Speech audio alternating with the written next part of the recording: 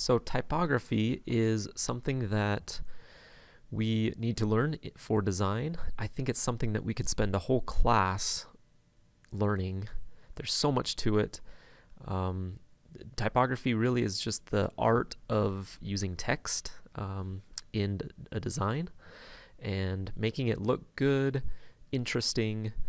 I think that is a big part of design is the text and how we use it. And so typography is a big part of design. I think it's really important, but we just don't have as much time in class as we could spend on it. So I've narrowed it down to just a few simple principles that help us use typography to enhance our designs. And this is something that is really essential for a designer to know, is some simple things about typography. I can tell pretty quickly that, this is something that separates a designer from a non-designer, is the use of interesting typography. And anytime I see a poster, I can tell pretty quickly, because of the typography, if that person knows some things about design or does not know some things. So here we go. Here's my three basic principles of typography that I think we should start with and should know in this class at least. So I'm just going to show some examples of good typography and tell you why I think they're good. And like I said, I'm going to mention my three different principles of typography. So with these three things, I call these the three things that you could change to have good typography. Three things that we could change. So the first thing, which is kind of my favorite thing, is just size. So let me show you this, a few examples here. Size, right here. See how big this one word is? That creates emphasis. It's emphasizing that word, which is a principle of design, and you can see that right away. So the size is really big. This one right here, size, okay, they're changing one thing about this text right here, this phrase, and it's the size. So that we see first when we look at that design. Size, okay, a couple words that are a lot bigger than the other two words. Different size, a lot bigger. And in design, as a beginner especially, we shouldn't be afraid to make something really big. I love to see really big text, so don't be afraid of that. So that's the first thing that I think is really important, is just change the size of the text. If you don't change anything else, you could just change the size of some of the text. The second thing is color, and that's probably the easiest thing to change, and because color is pretty easy to just change some of the text a different color. And we'll talk a lot about color and the color theory and what colors go well together. But for now, as long as we have different colors, I like this a lot, this principle. And this also creates emphasis. And another thing that we're doing with typography is just making things more interesting.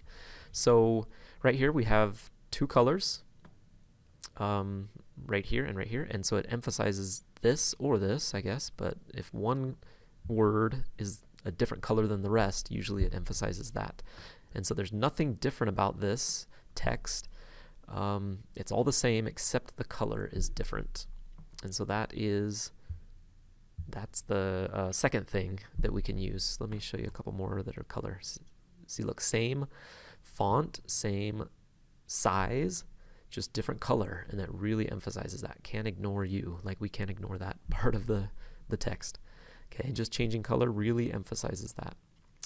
Right here, there's major emphasis on that last word because it's a bright red instead of black like everything else. Changing the color.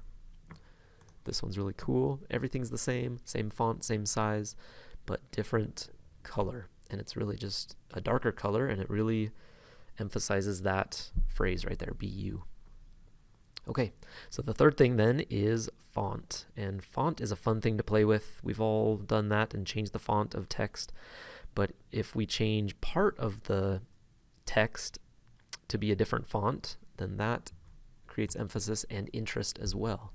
Okay, like this we have so two fonts. They've changed the font to have this fancy font here, and the rest is the same, and also this, I guess, is different.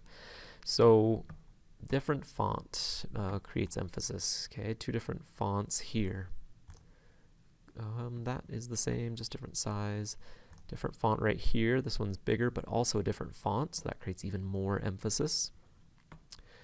Okay, so that is kind of my 3 basic principles. Something we should change, we could change all 3 of those. Let's see if I have any examples of that. Font size and color. Don't know if I do. I probably do, but oh, maybe this one right here.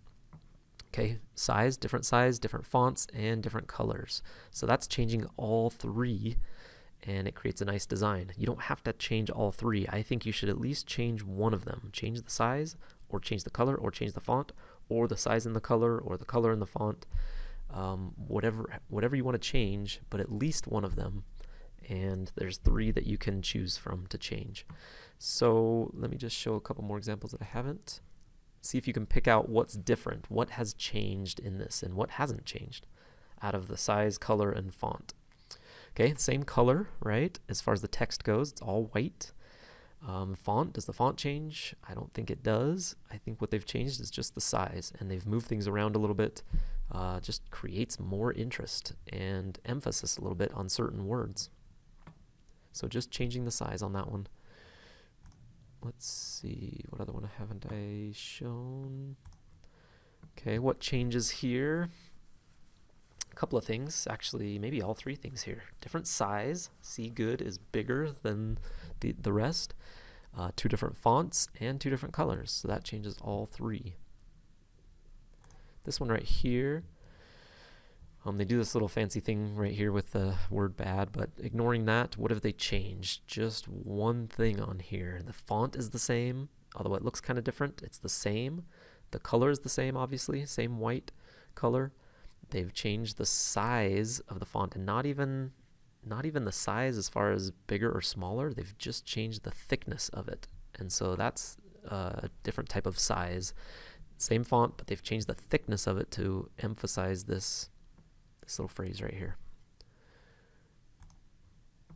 Right here, same color, just about the same size, but a different font. And speaking of fonts, we learn about the different categories of fonts: serif, sans serif, decorative, and script. And so typically when we put fonts together, we don't want just to put 5 different fonts together. Usually we pick a couple fonts, 2 or 3 fonts that are different. This one probably has 3, maybe 2, but I usually pick 2. And there's even some things to know about the categories of fonts that we put together. Typically, a sans serif goes good with any of the other 3. So if you do a sans serif right here, right, the simple, there's no serifs coming off of it. Sans serif with anything else goes well. Sans serif with a serif font. What's typical is sans serif with a decorative, or a sans serif with a script font like this one. Okay, actually, this might be decorative with script. That's pretty decorative right there. Here's a sans serif with a script. Script is kind of the fancy handwritten looking type. So very simple sans serif, and then adding a script to it is a good way to do that. So that's kind of my rule of thumb. If you're going to pick 2 fonts, do a sans serif with anything else. It usually looks good and turns out well. Sans serif and decorative or script. Okay, so this one is same color, same font, just different size, and it changes it up completely. These I've showed before, but same size, the whole thing, same font, the whole thing, but the color makes it stand out so much. So those are the basics of typography that we're going to learn, and I'll mention this a lot in class, is change one of those 3 things, size, color, or font, and you'll do pretty good with typography.